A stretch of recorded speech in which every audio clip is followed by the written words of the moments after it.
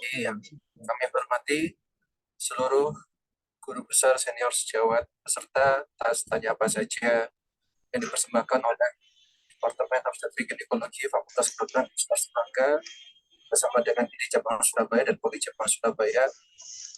Hari ini adalah tas edisi ke-115 yang mengangkat topik urogin, yaitu bagaimana mencegah kolaps panggul dengan Kegel. Seperti mungkin sudah kita tahu bersama bahwa Kegel adalah suatu senam yang mudah, murah dilakukan, dan cukup efektif untuk bisa mencegah atau mengurangi derajat keparahan dari kolaps organ panggul, dan bagaimana teknisnya lebih detail mungkin bisa kita dapatkan dari diskusi tas pagi hari ini. Tas pagi hari ini akan diisi oleh narasumber yaitu Dr. Gatot Hardianto, SPOG Subspesialis Urologi Rekonstruksi, dan Dr. Edi, spesialis urologi rekonstruksi. Moderator karena Dr. Hari Paraton berhalangan akan digantikan oleh Dr. Dimas Abdi Putra SPG. Mungkin langsung saja saya serahkan kepada moderator karena Dr. Brahmana sepertinya juga sementara berhalangan tempat tas. Ya, silakan Dr. untuk bisa membantu bicara. Terima kasih. Assalamualaikum warahmatullahi wabarakatuh. Waalaikumsalam warahmatullahi wabarakatuh. Terima kasih Dr. Pandu. Assalamualaikum warahmatullahi wabarakatuh. Selamat pagi para senior, para guru besar, dan teman sekalian. Hari ini kita kembali akan belajar dengan program Tanya Apa Saja. Hari ini dengan topik uroginekologi dengan judul Senam Kegel untuk Pencegahan Prolap Organ Panggul. Mohon izin karena Dr. Hari Paraton berhalangan hadir, izinkan saya Dr. Dimas menggantikan beliau untuk memandu acara ini. Pada hari ini akan ada dua narasumber, guru-guru saya, Dr. Gatut dan Dr. Eti. Selamat pagi Dr. Gatut, selamat pagi Dr. Eti. Baik, sebagai pengantar, umum diketahui bahwa prolap organ panggul mengganggu kualitas hidup seorang perempuan, utamanya pada usia senjanya, dan tentu selain harus mengerti faktor resikonya, ada baiknya kita mengerti jenis latihan yang mungkin bisa dioptimalkan untuk mencegah prolap organ panggul, dengan salah satunya dengan senam Kegel. Mungkin saya mulai dari Dr. Gatut terlebih dahulu untuk memberikan sedikit pengantar atau prolog untuk membuka diskusi kita pada pagi hari ini. Kami persilakan kepada Dr. Gatut. Ya, terima kasih Dr. Dimas atas kesempatannya. Terima kasih semuanya. Selamat pagi. Assalamualaikum warahmatullahi wabarakatuh. Para guru besar, senior sejawat sekalian. Pada kesempatan ini kita diberi kesempatan untuk berdiskusi bersama, sharing begitu terkait dengan apa yang kita sebut sebagai latihan otot dasar panggul untuk pencegahan prolap organ panggul. Kita ketahui bersama, tadi disampaikan oleh Dr. Dimas, bahwa fokusnya adalah prolap organ panggul dan upaya-upaya yang bisa kita lakukan dalam mencegah sebenarnya ya. Kalaupun toh sudah terjadi, minimal apa yang bisa dilakukan untuk supaya tidak lebih parah.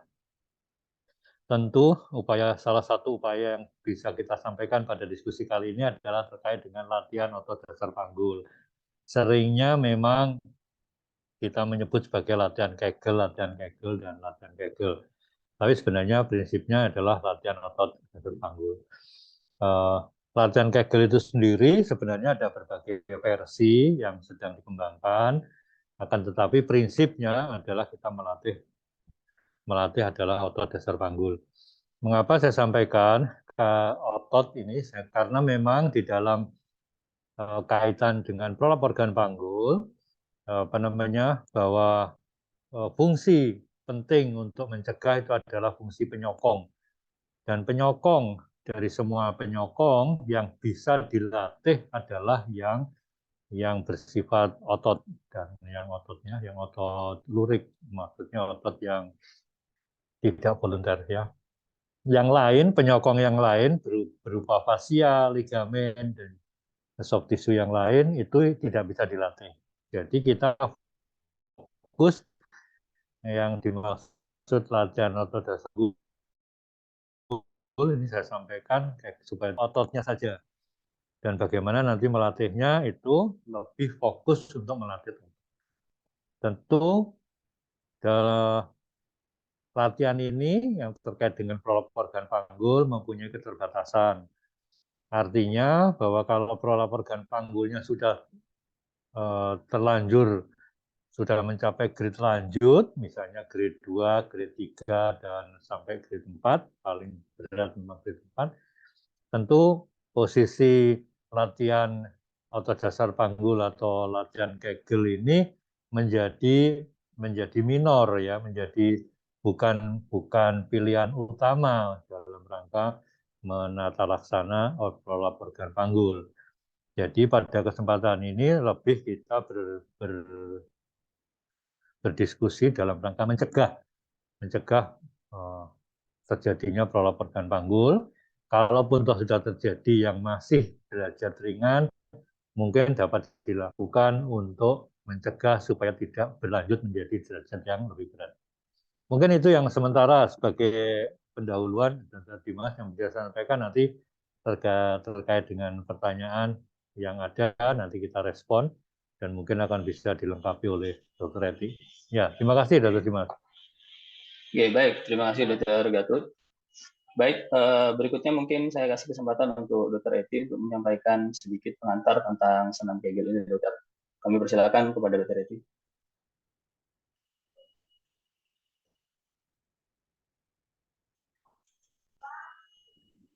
Baik, terima kasih banyak Dr. Dimas atas kesempatannya untuk saya. Jadi saya memberikan apresiasi ya yang luar biasa karena judul yang diberikan pada kesempatan kali ini nih sangat membumi ya. Membumi dalam arti bahwa Kegel exercise itu sebenarnya sangat mudah dilakukan dan dari banyak penelitian itu memang menyebutkan dia dapat mencegah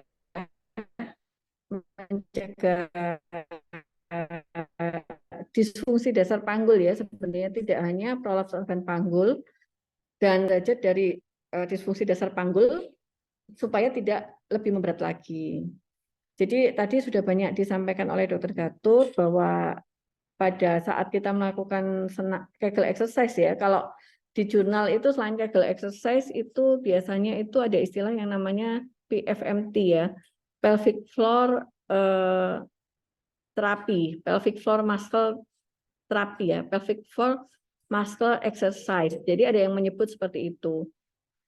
Jadi kalau kita kembalikan pada istilahnya, memang senam Kegel ini tujuannya itu adalah untuk melatih otot-otot dasar panggul ya. Dalam hal ini adalah otot levator ani, terutama otot pubococcygeus yang harapannya yang tadinya melar jadi kuat, ya, yang tadinya lemah jadi kuat. Karena seperti yang kita ketahui bahwa kalau kita bicara disfungsi dasar panggul, maka penyebab utama ya, penyebab terbesarnya itu adalah proses persalinan. Tentu saja proses persalinan yang berisiko ya, bukan semua persalinan. Jadi proses persalinan itu nantinya bisa menyebabkan terjadinya damage atau weakness dari dasar panggul. Jadi dasar panggul itu kan banyak ya, mulai dari fasianya, otot-ototnya, termasuk otot levator ani ya, kemudian sphincter ani, dan lain-lain. Jadi damage itu mungkin bisa diperbaiki misalnya dengan melakukan penjahitan yang tepat. Tapi kalau weakness, nah itu kalau dengan penjahitan saja tidak cukup, itu harus ditambahi dengan yang namanya latihan ya, supaya otot-otot itu kembali kuat. Itu saja pengantar dari saya, Dr. Dimas, matur nuwun. Baik, terima kasih Dr. Eti. Baik, kita ke question and answer. Sudah ada 2 pertanyaan, Dok. Mungkin untuk yang pertama ini dari Dr. Haryana Rotama. Senam Kegel dapat mencegah POP yang mana? Apakah Mbak. Saya keluar potensi atau semua jenis POP? Kemudian apakah ada perbedaan pelaksanaannya untuk senam Kegel dari satu jenis POP dengan jenis yang lain, misalnya durasinya atau frekuensinya? Baik, mungkin saya lempar ke Dr. Gatot terlebih dahulu, Dokter. Dipersilakan Dr. Gatot. Ya. Ya, baik. Oke, selamat Dr. Haria ya, Dr. Haria. Ya, ini beliaunya aktif untuk mengikuti acara kita. Baik, saya langsung aja to the point. Jadi prolap organ panggul memang yang kita kenal saat ini meliputi tiga kompartemen ya. Kompartemen anterior, apikal, kompartemen tengah, dan kompartemen posterior. Kompartemen anterior itu meliputi uretrokel, sistokel, ya, itu atau uretrosistokel sekaligus terjadi bersama-sama. Kemudian yang prolap tengah itu yang sering kita kenal lebih dulu, yaitu prolap uteri. Nah, kemudian yang kompartemen posterior adalah kita kenal dengan rektokel, sekali kita tahu ada enterokel misalnya gitu. Baik. Kemudian senam Kegel yang dimaksud pada diskusi kali ini untuk mencegah yang mana? Apakah kompartemen tengah saja, anterior saja, atau kompartemen posterior saja? Tentu ya, kita harapannya ketiga-tiganya. Ya, jadi senam Kegel atau latihan atau dasar panggul yang kita diskusikan pada kesempatan ini yang kita terapkan itu bisa mencegah ketiga-tiganya. Kenapa? Karena ini satu kesatuan dari suatu fungsi penyokong dasar organ panggul pada umumnya. Ya. Jadi bisa mencegah ketiga-tiganya. Kemudian kalau misalnya terjadi di salah satu atau salah dua, apakah jenis senam yang diaplikasikan berbeda dengan yang misalnya salah satu saja misalnya begitu atau kompartemen tertentu saja? Tentu tidak, ya, tidak. Tentu tidak. Jadi otot dasar panggul dalam mensupport organ panggul ini tidak milih-milih ya, tidak milih-milih yang depan apa yang tengah atau yang belakang saja, tidak. Ketiga-tiganya akan kita akan bisa disupport oleh otot dasar panggul sebagai penyokong organ panggul itu. Sehingga jenis senamnya sama, tidak ada kekhususan untuk kompartemen tertentu yang kena ataupun yang bersama kenanya, misalnya begitu. Dan juga tidak ada tetapi lebih diarahkan terkait dengan derajat dari kelemahannya. Ya, tadi disampaikan oleh Dr. Eti bahwa yang bisa dilatih adalah yang lemah. Nah, lemahnya inilah yang menentukan seberapa lama latihan dan seberapa model latihan yang kita terapkan itu durasinya itu lebih kita utamakan lebih karena derajat lemahnya, bukan ke arah kompartemen mana yang lemah yang menjadi prolapnya begitu ya. Saya rasa begitu mungkin secara umum, Dr. Dimas. Baik, terima kasih Dr. Gatot. Dari Dr. Eti, ada tambahan, Dokter?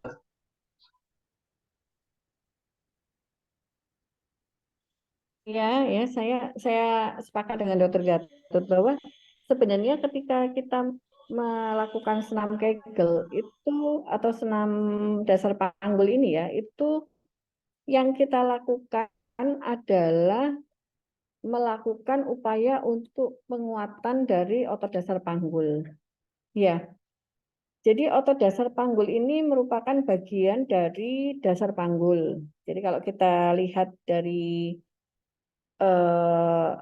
dasar panggul itu ada 4 macam ya, mulai dari fascia endopelvik, kemudian otot-otot superficial atau diafragma urogenitalia, kemudian diafragma pelvik atau otot levator ani, dan kemudian yang terakhir itu adalah sphincter ani, ya. Maka kalau kita melakukan upaya ya, dan di antara empat bagian dari dasar panggul itu yang paling utama ya, semua ahli sepakat ya, ada namanya De Petros, kemudian ahli yang lain itu juga menyebutkan bahwa yang paling utama di antara dasar panggul tersebut itu ada 2. Jadi yang pertama itu adalah fascia endopelvik. Ya, fascia endopelvik itu adalah yang kalau yang menyangga uterus itu ligamentum sacrouterina atau ligamentum cardinale. Kemudian yang menyangga supaya tidak terjadi sistokel itu adalah fascia vesicovaginalis, dan yang di dinding belakang vagina itu adalah fascia rectovaginalis. Itu yang terpenting pertama. Kemudian yang terpenting kedua itu adalah diafragma pelvik, atau yang di situ adalah otot levator ani, dan diantaranya adalah otot pubococcygeus. Jadi ketika kita bicara pada kasus mencegah POP yang mana ini, apakah vesikokel, apakah prolaps uterus, apakah rektokel, atau semua jenis POP, maka sebenarnya kalau kita bisa memahami bahwa dasar panggul itu terdiri dari 4 tersebut dan otot levator ani itu adalah satu di antaranya, maka ini diharapkan memang bisa mencegah semuanya. Jadi semua jenis prolaps organ panggul, karena memang otot levator ani ini sangat berperan ya, baik untuk mencegah terjadinya prolaps organ panggul maupun untuk pertahanan derajat supaya tidak menjadi lebih berat. Kemudian pelaksanaannya juga sebenarnya tidak ada masalah, baik durasi senamnya maupun frekuensinya. Jadi semuanya itu harus sesuai ya, sesuai dengan langkah-langkah yang memang menjadi SOP. Ini saya coba tayangkan ya, mohon waktu saya. Oke, silakan Dok.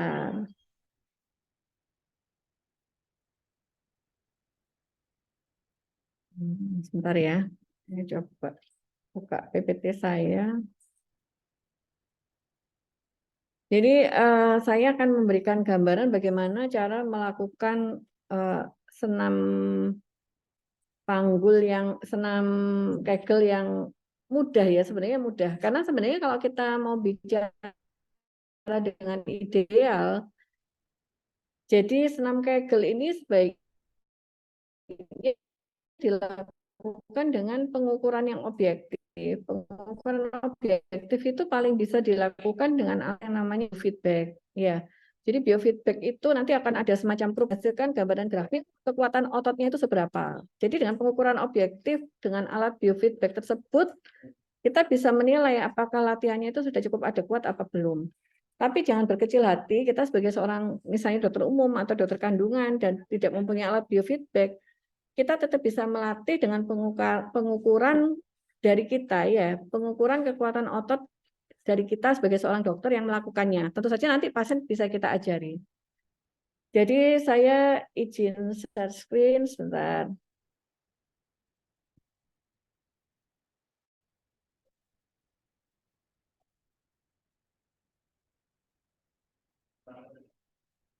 Jadi langkah pertama ya, ini adalah step by step kalau kita mau mengajarkan pada pasien bagaimana kita melakukan, pasien itu melakukan senam Kegel yang baik. Jadi langkah pertama itu pasien itu sudah bisa melakukan kontraksi pada otot dasar panggul. Kita bisa membantu, kita ajarkan terlebih dahulu pada saat datang, kita ajarkan di tempat praktek atau pada saat mungkin pasien sedang dalam perawatan kita.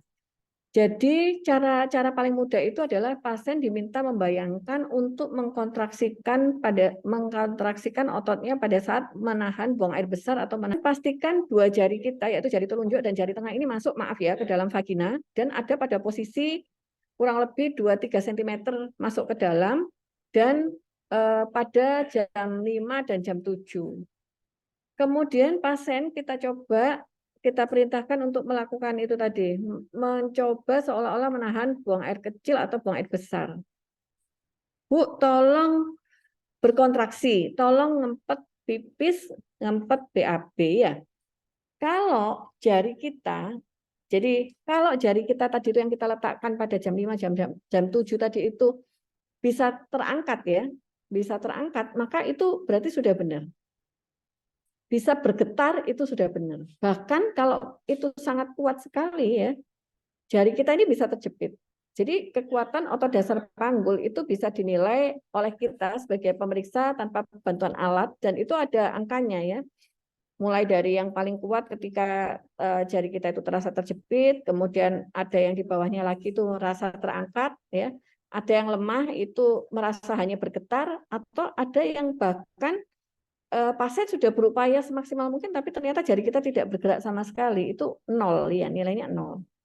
Jadi kalau kita lihat ini saya ambil dari Mayo ya, panduan yang paling mudah. Jadi yang pertama itu lakukan pada otot yang benar. Jadi pasien tidak boleh hanya sekedar disuruh Bu ngempit itu Bu kayak ngempit-ngempit. Kalau kita belum bisa memastikan apakah dia ngempitnya itu benar, mengkontraksikan otot levator aninya itu dengan benar, maka kita jangan membiarkan pasien untuk melakukan itu. Pastikan dulu dia melakukan dengan benar pada otot yang benar. Jadi ini ya, masukkan 2 jari pada vagina ya. Kalau kita merasakan adanya tekanan berarti sudah benar ya. Pasien bisa juga kita ajarkan untuk memasukkan jarinya sendiri untuk memastikan dia sudah melakukan dengan benar. Kemudian yang berikutnya ini ada di gambar ini. Kalau ternyata ini pasien ini sudah melakukannya dengan benar, maka kita bisa memulainya itu selama 3 detik ya. Jadi pasien ini adalah contoh gambar saja posisi senam Kegel seperti ini. Tapi sebenarnya Kegel exercise itu bisa dilakukan di mana saja, kapan saja, dan dalam posisi apapun. Bahkan saya begini ya, sedang bicara seperti ini, itu sebenarnya saya bisa melakukan senam Kegel. Kok masih bisa ngomong? Iya justru itu. Jadi ketika senam Kegel itu dilakukan dengan benar, itu maka kita bisa ngomong, tetap bisa ngomong. Tapi kalau misalnya kita nggak bisa ngomong, itu berarti yang kita kontraksikan itu adalah otot perut, bukan otot levator ani. Jadi kalau sudah pasti yakin bahwa otot yang dikontraksikan itu betul, maka bisa dimulai dengan dalam hitungan 3 detik. Ya, ini disebut 1 kali gerakan Kegel. Nah ini bisa diulang 10 kali dan ini biasanya disebut sebagai 1 set. Saya paling mudah itu pasien biasanya saya suruh hitung mundur ya. 3, 2, tahan ya. Ayo Bu, kontraksi, tahan. 3, 2, 1, lepas. Lagi diulang, 3, 2, 1, lepas. Dan ini bisa dilakukan ya, 1 set pada pagi hari, 1 set pada malam hari. Dan setiap waktu ini bisa ditingkatkan. Ditingkatkan itu dalam arti lamanya 3 detiknya tadi itu ditingkatkan jadi 5 detik, jadi 10 detik, jadi 30 detik. Itu tergantung dari kemampuan dan kekuatan masing-masing. Dan 1 setnya ini juga tidak terbatas hanya boleh 1 set 10 kali, tapi bisa juga saya mampu untuk dilakukan 3 set tidak apa-apa. Dan nanti kalau memang kita bisa mau melakukan evaluasi, maka pasien bisa kita minta kontrol misalnya 2 minggu. Kita pastikan apakah kekuatan otot levator aninya ini bisa membaik atau tidak. Jadi ini gambaran paling mudah instruksi yang bisa kita lakukan untuk pasien. Ya. Jadi kita tidak bisa menyuruh, ayo Bu nanti latihan Kegel, kayak dikontraksikan itu Bu. Kita tidak bisa memerintahkan seperti itu tanpa kita memastikan bahwa pasien sudah melakukan dengan benar, yaitu sudah mengkontraksikan pada otot levator aninya. Begitu Dr. Dimas. Baik, terima kasih Dr. Gatot dan Dr. Eti. Jadi untuk POP-nya, POP dari semua jenis, baik anterior, apikal, maupun tengah dan posterior, itu bisa dilakukan pencegahan dengan menggunakan senam Kegel. Dan sebagai seorang dokter, kita harus memastikan bahwa pasien itu paham dan mampu melakukan kontraksi seperti yang semestinya dengan cara memasukkan 2 jari ke dalam vagina dan pasien diminta untuk melakukan kegerakan menahan kencing dan buang air atau buang air besar. Baik, untuk pertanyaan berikutnya dokter dari Dr. Maureen Susna menanyakan kapan waktu yang terbaik untuk melakukan Kegel exercise setelah melahirkan dan berapa lama yang bisa dilakukan, dan pada menopause dan sistokel ringan apakah masih ada manfaatnya untuk melakukan senam Kegel. Baik, mungkin saya ke Dr. Gatot terlebih dahulu. Silakan Dr. Gatot, kapan waktu yang tepat setelah melahirkan? Setelah melahirkan ya, iya. Ya, sebenarnya tidak ada waktu khusus ya terkait dengan memulai latihannya ini. Gitu ya. Bahkan kondisi ini tidak hanya setelah melahirkan, tadi kan setelah ada kata-kata setelah melahirkan ya. Bahkan sebelum melahirkan ya boleh, tidak usah harus nunggu setelah melahirkan baru latihan, tidak. Bahkan sebelum hamil ya boleh dilakukan latihan ya, tidak usah nunggu nanti aja kalau habis melahirkan atau apa ya. walaupun memang disampaikan tadi oleh Dr. Eti, proses persalinan, kehamilan itu sendiri mempunyai risiko untuk terjadi masalah di penyokong dasar panggul, penyokong organ panggul itu ya. Tapi untuk memulai latihannya sebenarnya tidak ada masalah. Hanya saja memang dikatakan pada sesaat yang khusus untuk persalinan, sesaat pada persalinan ini organ genitalia dan sekitarnya masih dalam fase inflamasi. Sehingga biasanya kalau pada kondisi seperti itu, bahkan kalau misalnya pasca persalinan bervaginam ada jahitan perineum atau habis bekas epis dan atau ruptur dan sebagainya, itu fase inflamasinya masih terjadi. Biasanya latihan otot dasar panggul menyebabkan tambahan rasa nyeri yang tidak nyaman buat pasiennya, buat yang bersangkutan. Nah, itu biasanya kita hindari. Nah, sampai kapan fase inflamasi itu hilang? Biasanya dikatakan pada 2 minggu awal. 2 minggu awal pasca melahirkan itu dikatakan masih fase inflamasi yang sangat ya, sehingga biasanya menimbulkan tambahan rasa nyeri apabila kita melakukan latihan. Nah, itu biasanya dihindari, biasanya cenderung karena menimbulkan rasa nyeri. Sebenarnya memulainya sudah boleh, tetapi karena kondisi seperti itu biasanya kita menghindari karena ada tambahan rasa nyeri apabila ada cedera-cedera di daerah perineum sebelumnya atau pada proses persalinannya itu, misalnya episiotomi, bekas jahitan atau ruptur dan sebagainya. Sehingga biasanya memulainya setelah 2 minggu. Dikatakan 2 minggu karena di mana fase inflamasi awal itu sudah mulai mereda, gitu ya. Dan kalaupun toh episiotomi ada penjahitan dan 2 minggu awal itu biasanya proses penyembuhannya sudah mulai terjadi dengan cukup baik, sehingga bisa memulai latihan otot panggul sehingga tidak ada tambahan rasa nyeri yang berlebih apabila dilakukan latihan Kegel tadi atau latihan dasar panggul tadi. Mungkin itu ya Dr. Dimas. Jadi kenapa? Sebenarnya memulainya boleh kapan saja. Hanya saja pada khusus waktu melahirkan ada kondisi yang jaringan genitalia dan sekitarnya itu masih dalam fase inflamasi yang sangat, itu biasanya ada tambahan rasa nyeri, yaitu menyebabkan yang kita sarankan untuk tidak dulu deh, nggak boleh ditunda beberapa saat ya. Nah, biasanya setelah 2 minggu sudah boleh memulai latihan. Kemudian berapa lama latihannya itu seterusnya ya boleh ya. Setelah itu mau dilatih terus boleh, tidak ada masalah.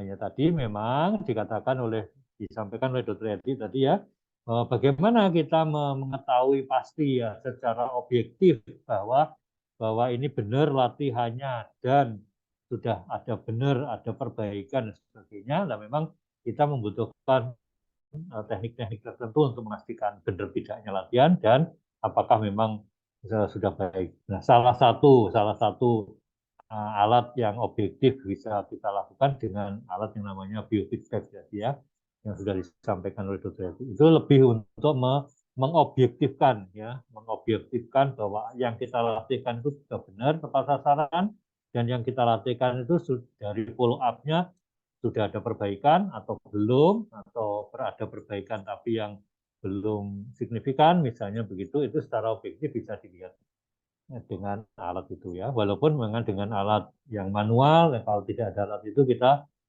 bisa, tetapi tetap harus dipastikannya. Jadi untuk memastikan tidak sekedar pokoknya latihan aja. Nah, bener lah, ternyata latihannya salah misalnya begitu ya, otot yang dikontraksikan keliru misalnya begitu, jadinya tidak tepat sasaran, dan itu tentu apa yang kita harapkan tentu tidak tercapai dengan baik. Kemudian pertanyaan berikutnya tadi kalau tidak salah ada sistokel derajat ringan ya. Sistokel ringan, apakah ada manfaatnya? Boleh. Kalau sistokel masih ringan, masih pada tempatnya ya, pada tempatnya boleh melakukan dengan latihannya boleh, dan kapan mulainya boleh kapan saja ya, boleh kapan saja ya, as soon as possible, bila memungkinkan bisa dikerjakan. Mungkin itu Dr. Dimas merespon pertanyaan tadi ya. Baik, terima kasih Dr. Gatot. Untuk ada tambahan dari Dr. Eti mungkin Dok? Tambahan ini ya tadi tentang pertanyaan kapan bisa dimulai ya setelah persalinan ya? Setelah persalinan, Dok. Ya, jadi ini pernah ada ya penelitian yang dilakukan oleh Dr. Maria Diah ya waktu menempuh pendidikan spesialis Obgyn di UNER. Jadi Dr. Maria Diah pada waktu itu membandingkan apakah bisa dimulai lebih awal atau tidak ya. Jadi ternyata memang memulai lebih awal itu akan memberikan hasil yang baik. Kapan sih sebenarnya bisa memulai itu? Tadi sudah disampaikan Dr. Gatot ya. Pada prinsipnya adalah ketika pasien itu sudah tidak merasakan rasa nyeri pada saat pasca penjahitan. Karena terutama kan pasien pasca persalinan ini seringkali dilakukan repair perineum ya, sehingga itu sering menimbulkan rasa nyeri. Seawal mungkin ketika pasien itu sudah tidak merasakan nyeri pada saat dilakukan gerakan pada otot-otot daerah perineum dan otot levator aninia, maka sesegera mungkin itu dilakukan. Kenapa demikian? Karena dilakukan lebih awal itu akan memberikan peluang untuk terjadinya regenerasi pada otot dasar panggul yang tadinya mengalami kerusakan dan kelemahan dan mendapatkan peluang lebih baik untuk kembali seperti semula. Jadi itu, Dr. Dimas. Baik, terima kasih. Jadi untuk memulai senam kegel pasca persalinan ini memang lebih awal lebih baik, namun tetap menunggu jahitan perineum atau nyeri-nyerinya sudah mulai berkurang, bisa segera dimulai untuk hasil yang lebih baik. Baik, untuk berikutnya pertanyaan dari Dr. Handi Firmansyah. Sebenarnya untuk grade berapa saja dokter senam kegel ini efektif memperbaiki kerusakan tersebut? Apakah memang hanya derajat 1 dan 2 saja? Saya persilakan mungkin ke Dr. Gatot terlebih dahulu, Dok. Ya, terima kasih ya. Segera saya respon. Sebenarnya kalau untuk memperbaiki sebenarnya sulit ya kalau dengan latihan itu. Kalau sudah kadung terjadi prolap, tentu prolap itu tidak bisa balik. Dalam arti balik kembali ke grade 0 misalnya ya. Misalnya grade 1 terjadi prolap grade 1. Dengan latihan otot dasar panggul bukan berarti menjadi grade 0, istilahnya kembali normal, tidak ya. Prolapnya akan tetap terjadi prolap, hanya saja dengan latihan otot dasar panggul menjadikan prolapnya itu tidak menjadi grade 2 harapannya. Begitu ya. Jadi mungkin salah mempersepsikannya, keliru mempersepsikannya. Tidak berarti dengan senam kegel kemudian menjadi 0, tidak. Kalau setelah terkadung terjadi prolap, meskipun grade 1, ya tetap akan terjadi prolap grade 1, hanya mungkin dia tidak berlanjut menjadi grade 2, harapannya begitu. Kemudian sampai grade berapa? Grade 2. Kalau udah kadung grade 2 ya tetap akan jadi grade 2. Ya, tidak akan bisa menjadi grade 1 misalnya begitu. Akan tetapi mungkin harapannya tidak menjadi grade lebih lanjut, grade 3 dan seterusnya. Tentu tidak hanya senam kegel saja ya, karena kita harus memperhatikan aspek secara keseluruhan, bahwa kita juga harus menyingkirkan kemungkinan predisposisi terjadinya prolap organ panggul itu sendiri. Misalnya salah satunya faktor perilaku, misalnya sering angkat-angkat berat atau sering ngejen begitu ya. Tapi dengan latihan otot dasar panggul tapi ngejen-ngejennya terus atau angkat-angkat beratnya terus ya itu tentu tidak baik ya terkait dengan prolapnya ya. Latihannya baik tapi prolapnya tetap saja terjadi karena faktor risiko yang lain tidak dihindari. Nah, harapannya latihan otot dasar panggul itu tidak mengembalikan menjadi normal, menulkan lagi, tetapi dia mempertahankan supaya tidak berlanjut lebih jauh. Mungkin itu ya maksudnya yang bisa saya respon, Dr. Dimas. Baik, Dok. Terima kasih. Untuk Dr. Eti ada tambahan, Dok? Apakah senam kegel ini bisa memperbaiki derajat dari DOP itu sendiri, Dok? Iya, kalau mencegah ya, memperbaiki derajat itu mungkin kalau dari 4 ke 2 ya rasanya sulit ya. Seperti yang disampaikan Dr. Gatot, paling tidak dia akan mencegah supaya derajatnya tidak memberat, begitu ya Dr. Gatot ya.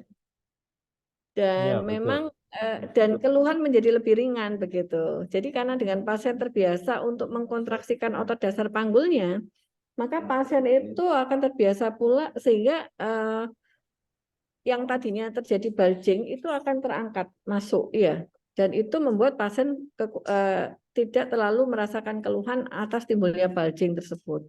Saya izin share screen ini ya, jurnal yang saya kerjakan bersama Dr. Maria Diah ya. Jadi ini kemarin sudah ini ya, ini diterbitkan di Scopus tahun 2021. Terbaca enggak ya Dr. Dimas ya? Mungkin di slideshow, Dokter. Di slideshow dulu. Oh, belum saya slideshow ya ini. Oke, belum. Jadi ini adalah latihan, jadi latihannya ini Kegel exercise tapi menggunakan biofeedback. Jadi seperti yang saya sampaikan tadi, kalau menggunakan biofeedback maka kita bisa menilai secara objektif kekuatan ototnya. Ya. Jadi Dr. Maria Diah, jadi kami ya waktu itu bersama dengan dokter dari Rehab Medik itu membagi 2 kelompok pasien ya, masing-masing 20 kelompok, satu dimulai pada saat 3 minggu setelah persalinan dan satu lagi adalah 6 minggu pasca persalinan ya. Jadi yang diukur itu adalah hasil akhirnya dan hasil akhir kekuatan ototnya dan selisih antara sebelum dan sesudah ya. Jadi ini ada penjelasan data kan dilakukan secara dianalisis secara statistik ya. Ternyata tidak ada perbedaan signifikan sebelumnya ya. Jadi yang sebelumnya itu tidak ada perbedaan antara 2 kelompok ya. Kemudian pada kelompok yang memulai Kegel exercise ini pada saat 3 minggu awal, karena asumsi kita, kenapa kita mengambil 3 minggu, karena proses penyembuhan luka itu kan optimal pada 14 hari ya. Jadi harapannya pada 3 minggu awal itu sudah sempurna betul. Jadi ternyata pada kelompok yang memulai Kegel exercise ini pada minggu ketiga itu menunjukkan bahwa ada peningkatan kekuatan otot setelah 4 minggu berikutnya ya, dibandingkan dengan kelompok satunya dengan signifikansi yang kurang dari 0,05. Jadi artinya ada perbedaan bermakna begitu. Dan the pelvic floor group yang memulai pada saat 6 minggu itu memang ada perbaikan setelah 4 minggu kemudian ya. Setelah 4 minggu dia melakukan feedback, tapi memang sama-sama membaik.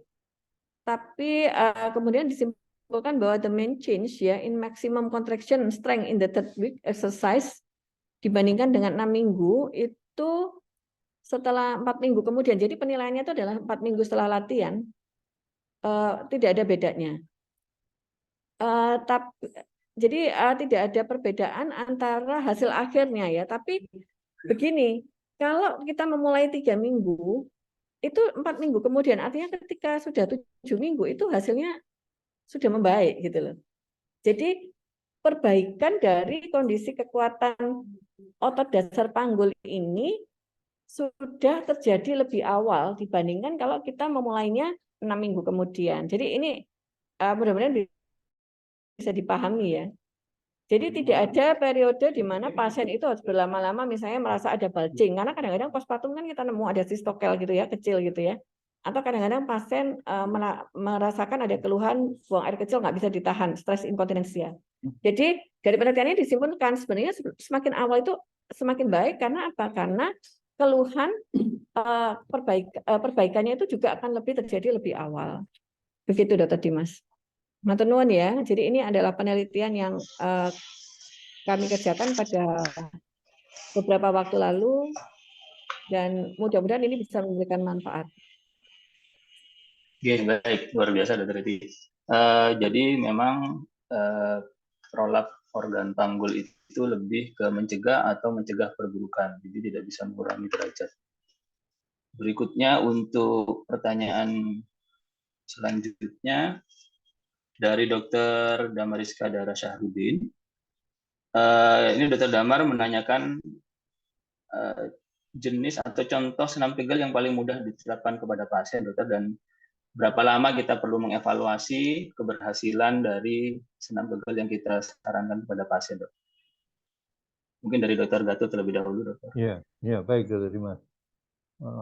Jadi apa yang paling mudah tentu tadi ya sudah disampaikan oleh Dr. Yati ya, apa yang bisa kita lakukan, latihannya seperti apa, itu yang paling mudah. Tadi disampaikan oleh Dr. Yati sudah, nggak ada masalah. Hanya saja memang yang penting itu, yang lebih penting itu memastikan bahwa latihan yang kita sarankan itu benar gitu aja. Itu aja, itu memastikan harus dipastikan secara objektif bahwa apa yang kita sarankan itu benar.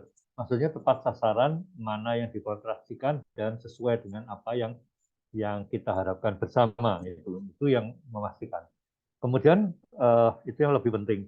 Kemudian apa namanya?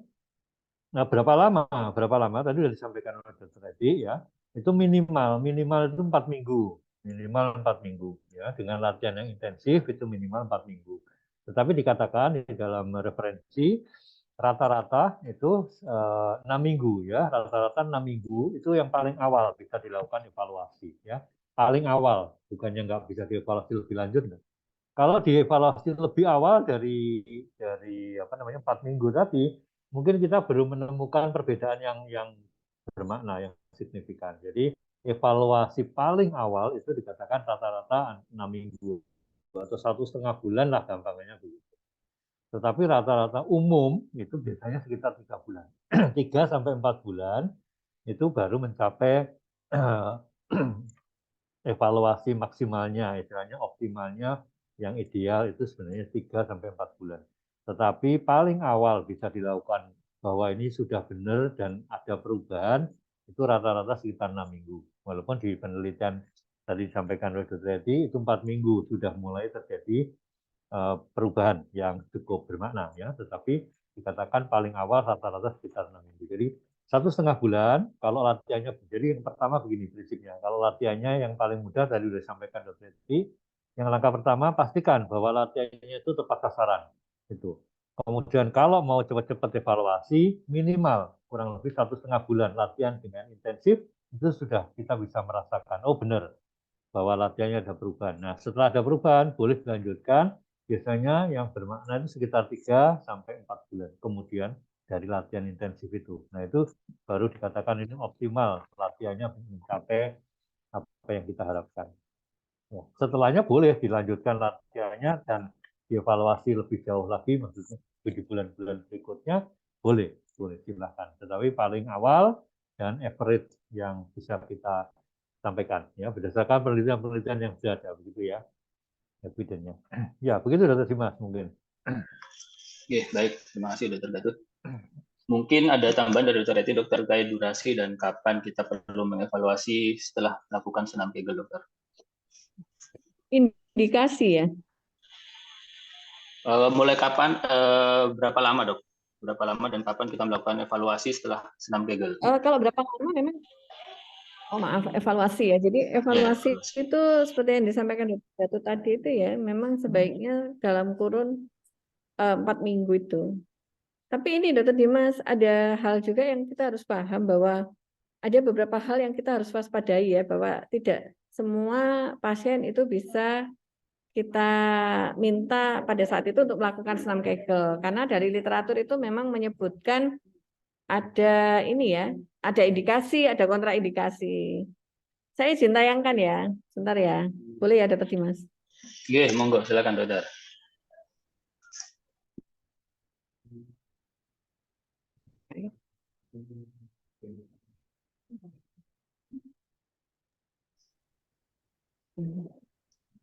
Slide saya tampak ya, belum ya?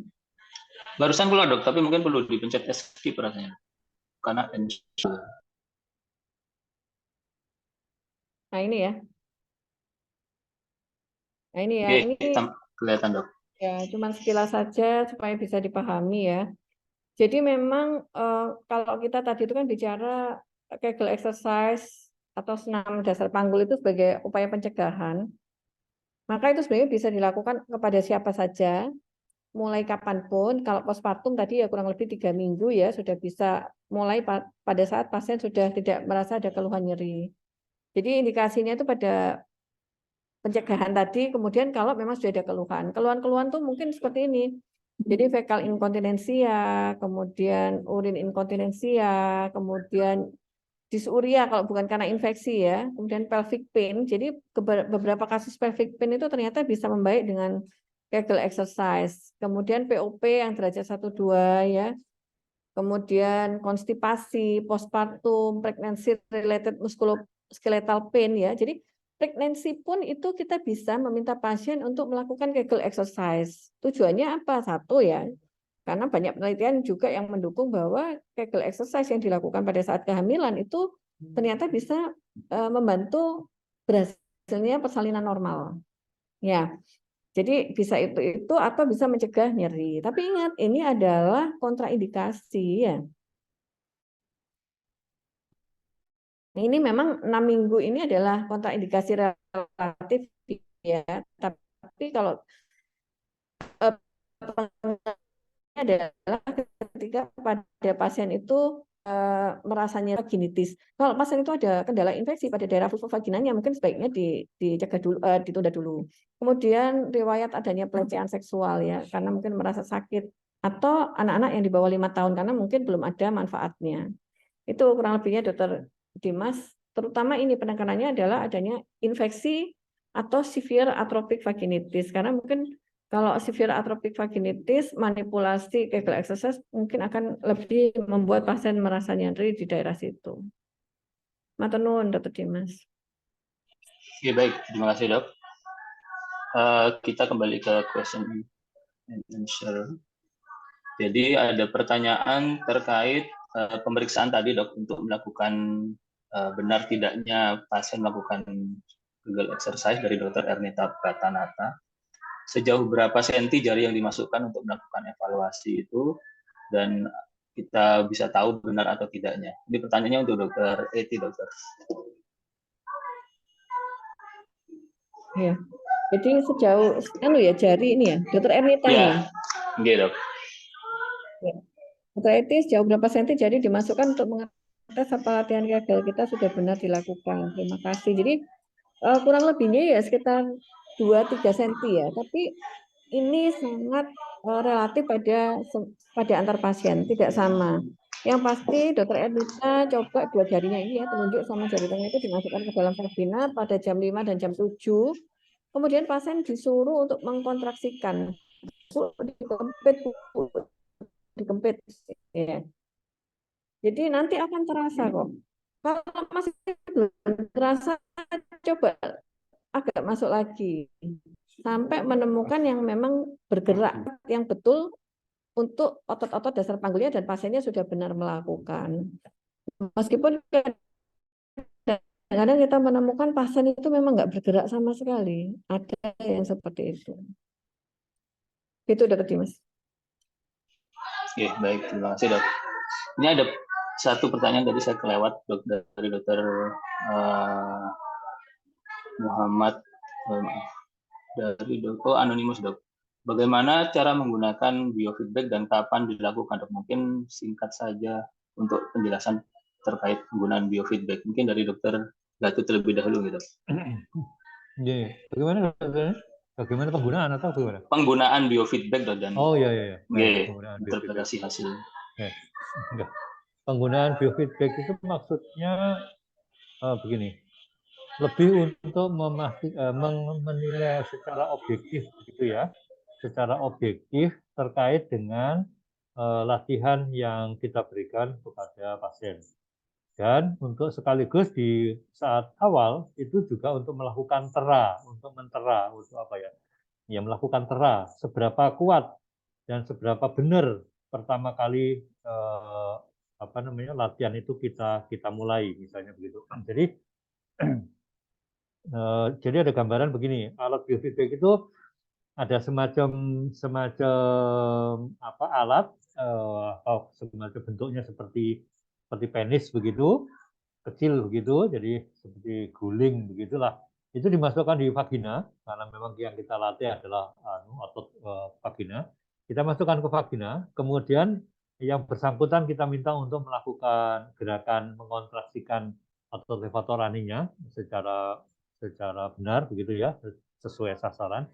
Nah, nanti bisa dilihat di dalam layar monitor. Jadi alat itu terhubung dengan layar monitor. di situ ada grafik. Jadi kalau ada semacam grafik begitu, kalau misalnya ototnya itu benar, menjepitnya benar, dia ada sesuatu yang bergerak bahwa oh ini bergerak benar, ini otot yang ini memang kontraksi. Kalau tidak kontraksi, ini ada penunjuknya ini nggak bergerak sama sekali ya, tidak menunjukkan ada gerakan. Ya kayak speedometer gitu ya, kalau di gas itu RPM-nya benar naik ya dia bergerak naik dan sebagainya.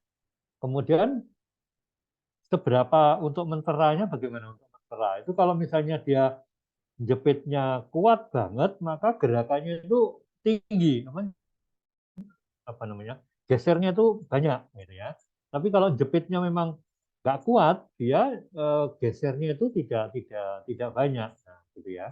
Begitu juga dia untuk bisa menahan lama apa tidak. Coba Bu jepit kuat banget, nah lihat seberapa kuat itu kelihatan dia angka tertentu. Misalnya kuat banget dia akan bergeser lebih tinggi. Tapi kalau misalnya dia meskipun dia sudah merasa paling pol tapi ternyata kontraksinya tidak cukup kuat, maka tidak cukup tinggi pergeseran dari monitornya itu yang penunjuknya itu. Begitu juga nanti seberapa lama dia bisa nahan misalnya. Coba Bu jepit 1, 2, 3, 4, 5 misalnya.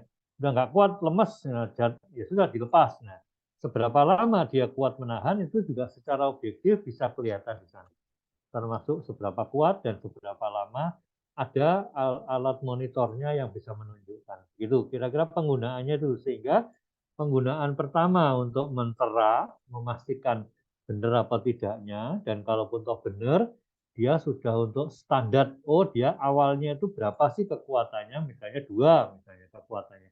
Dan nanti setelah dilatih, itu kekuatannya naik menjadi 3, menjadi 4, itu juga kelihatan di sana. Itu kira-kira maksud dari alat biofeedback itu untuk menilai secara objektif ya. Jadi memang alatnya dan pasiennya juga bisa ikut melihat kalau misalnya dia kencang kuat, oh, kelihatan naik ada pergerakan dari penanda yang dimonitor alat tersebut. Begitu maksudnya kira-kira. Ya memang alatnya saya tidak bisa menunjukkan alatnya ya, tapi kira-kira begitulah maksudnya alat biofeedback. Jadi lebih objektif. Kalau kita kan berdasarkan feeling kita ya, feeling kita, walaupun feeling kita bisa, tapi lebih objektif, detailnya bisa dengan alat biofeedback itu. Begitu Dr. Dimas mungkin maksudnya. Oke, baik. Terima kasih, Dokter. Dokter Eti ada tambahan, Dok, terkait biofeedback, Dok? Mboten, sudah sesuai yang disampaikan Dr. Gatot tadi, Dr. Dimas, matur nuwun. Oke, baik, Dok. Ini mungkin satu pertanyaan terakhir, Dok, dari Dr. Dwi Susilani. Bisakah latihan Kegel ini digunakan untuk pasien atau ibu dengan 3 anak yang tidak bisa menahan BAK? Monggo, saya ke Dr. Gatot terlebih dahulu, atau Dr. Eti terlebih dahulu, boleh. Baik, ya mungkin.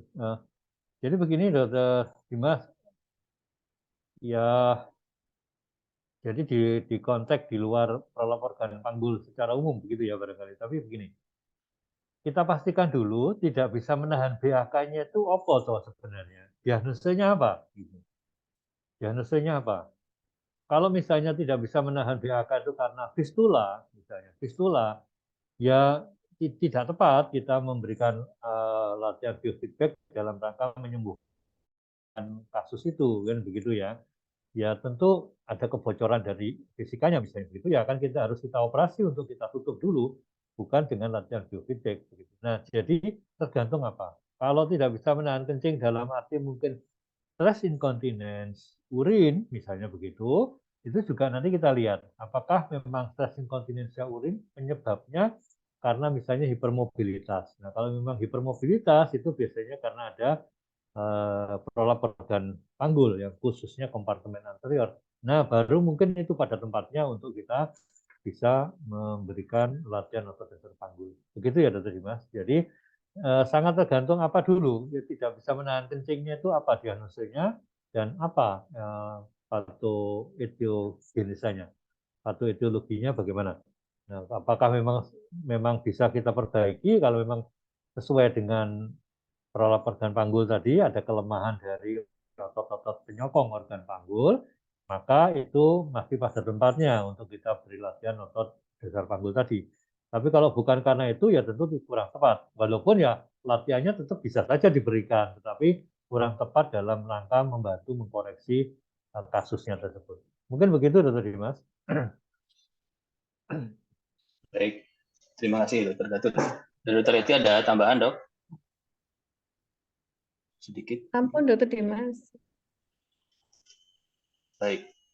Baik, kalau tidak ada tambahan, saya coba resumekan bahwa senam Kegel ini bermanfaat untuk mencegah prolap organ panggul dan juga mencegah perburukan dari derajat POP, misalnya dari derajat 1, mencegah untuk menjadi derajat 2, tapi tidak bisa memperbaiki derajat yang sudah terjadi. Dan pada prinsipnya, senam Kegel bisa dilakukan oleh siapa saja dari rumah karena mudah dan murah. Dan seperti otot lurik pada umumnya, mungkin otot dasar panggul memiliki prinsip yang sama. The more we train the muscle, the better our quality of life. Saya pikir cukup sekian dari kami. Saya kembalikan ke Dr. Pandu. Silakan Dr. Pandu. Baik, terima kasih Dr. Dimas. 1 jam yang menarik, banyak sekali pertanyaan dan sudah terjawab semua oleh kedua narasumber, Dr. Gatut dan Dr. Eti. Kami sampaikan terima kasih kepada kedua narasumber, Dr. Eti dan Dr. Gatut, serta moderator Dr. Dimas, serta kepada seluruh peserta TAS yang setia mengikuti TAS dari minggu ke minggu. Insya Allah berjumpa lagi pada TAS edisi bulan Juni. Semoga sehat selalu. Sampai jumpa di TAS berikutnya. Terima kasih. Assalamualaikum warahmatullahi wabarakatuh. Waalaikumsalam. Terima kasih Dr. Gatut, Dr. Eti. Terima kasih semuanya.